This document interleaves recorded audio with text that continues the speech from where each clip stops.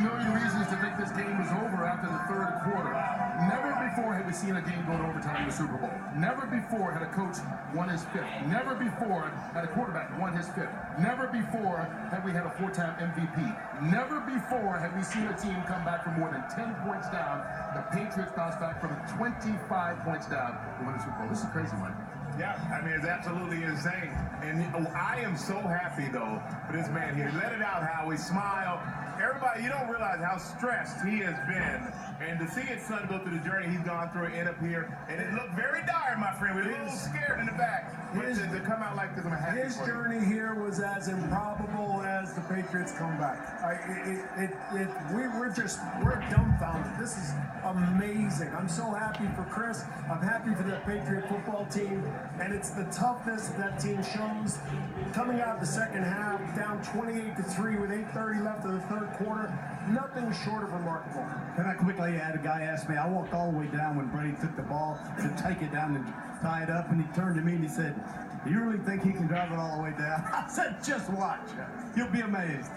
Well, for every great victor, there is a tough loser. And for the second time in the last 3 seasons, Dan Quinn, who used to be the defensive coordinator for the Seattle Seahawks, had his heart ripped out at the end of the game by the New England Patriots. I'm so sorry. That's so sad. Moments ago.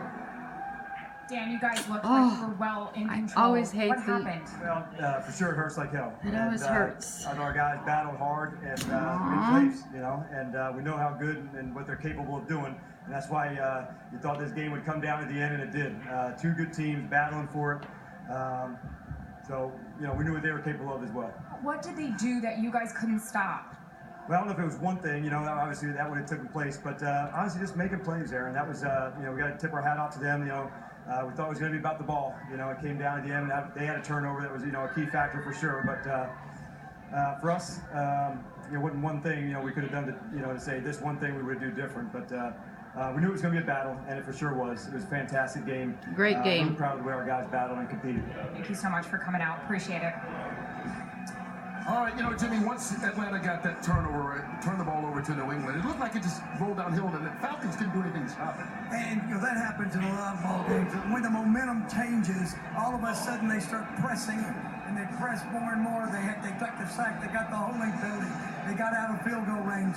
You know, and this is going to be disappointing, obviously. You know, it's overstated, but let me tell you what. They have an outstanding young football team. Dan Quinn is an outstanding coach.